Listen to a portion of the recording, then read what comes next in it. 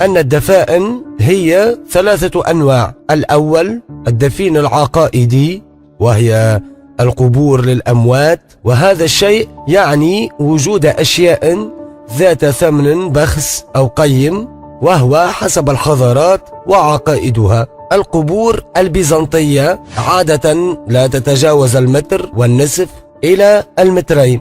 والثاني الفن الفردي العشوائي، هذا يعني أنه إنسان في ظرف معين أجبر على دفن ماله، أن دفنه لنفسه وليس لغيره، لا يأخذه معه أي إنسان بالقياس على النفس، لا زوجة ولا ابن، لدفن ماله. هذا يعني أنه يغيب بضع وقت ويرجع، حيث أن الدفين تكون على تلك الشاكلة إلا ما أتى عليها ردم غير طبيعي ضمن انهيارات أو ردم، فإنها تقاس بما نزل عليه من ردم. يؤخذ بالاعتبار آراء القشرة الأرضية الحقيقية في المنطقة، وأن دفن إن وجد هذا يعني حسب المنطقة وحسب ما عليه من ردم.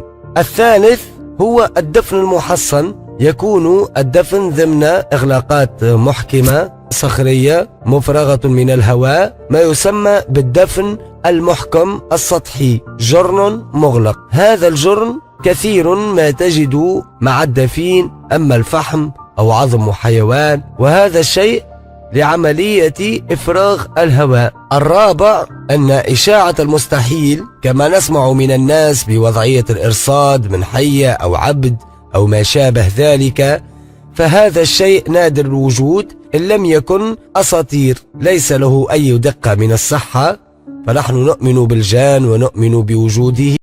الرسول صلى الله عليه وسلم قال: إذا دخلتم البيوت المهجورة والكهوف فبسملوا فإنها مسكن الجن، والبسملة لسلامة الداخل والاستئذان بالدخول. أما ما وضع من موانع على الأموال فهذا كله ما مسمى بالطلامس، لا يضر يعني المال المسحور. في حال كان المثلث متساوي الضلعين يؤخذ طول الأضلاع ويضرب ب3.3 باتجاه الرأس للمثلث. ثانيا أيضا إذا كان متساوي الأضلاع يؤخذ مجموع الأضلاع ضرب 3.3 باتجاه البصمة الموجودة داخل المثلث، أو انحرافا قليلا جدا لإحدى رؤوس المثلث. أما ثالثا إذا كان مختلف الأضلاع لا يطبق عليه أي قياس، وإنما يعطي معلما صنعي أي بناء فقط، وهو عبارة عن قود روماني أو طريق روماني، ويكون بنهايته متراس، ويكون القبر ضمن المتراس أي حجارة بشكل دائري أو مستطيل، ويكون اتجاه العمل من مثلث باتجاه فتحة المثلث. وقد لاحظت في حال وجود حرف ك، قلنا أنه في حال وجود حرف ك مع المثلث فإنه يهمل قياس المثلث، ونقيس 20 مترا باتجاه الضلع المميز من هذا الحرف. هل انتبهت لمعنى هذه الخطوات؟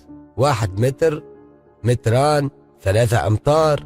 إذا جاءت هذه الإشارات أي الوحدات جانب الإشارة، يعني أي الإشارة على اليمين تزيد على قيمة الوحدة بقدر الموجود، مترا أو 2 مترين أو 3 أمتار.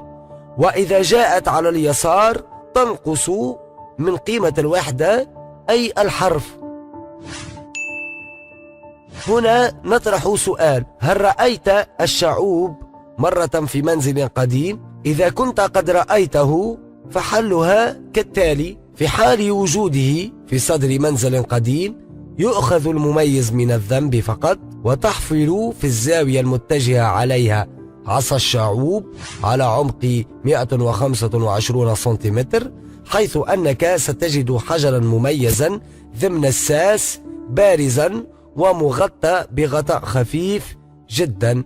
اقلع الغطاء توجد جرة خضراء عليها زجزاز ذهبي.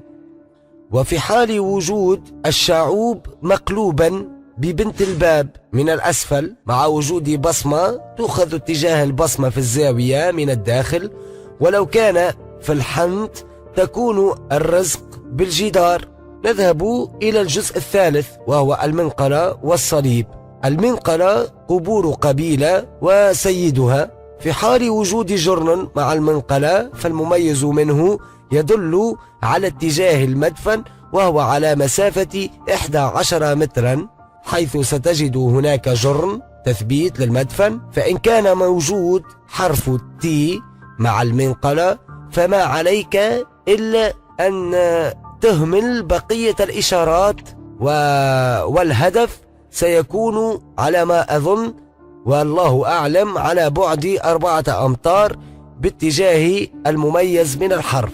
فإذا كان الحرف أطول من 11 سنتيمتر يكون العمل عليه بمضاعفة قيمة الحرف إلى 10 مرات، يعني 40 مترا. وفي حال وجود سيال في وسط المنقلة وضمن براوز فيجب أن تنتبه هنا لجرن يوجد فيه حرف صغير أو إشارة أخرى لتعطي الاتجاه، ويكون الدفن غالبا في أسفل الوادي ضمن غرفة. وفي حال وجود منقلة بدون جرن بجانب المنقلة يكون الدفن يبعد مسافة حوالي من 50 إلى 300 متر في التبة المقابلة، ويكون التثبيت جرن ويؤخذ عليه قياس مسافة المدفن. عزيزي المشاهد، فإن أعجبك هذا الفيديو لا تنسى الضغط على زر إعجاب والمشاركة بالقناة وترك تعليقكم أو أسئلتكم في التعليق. والسلام عليكم ورحمة الله.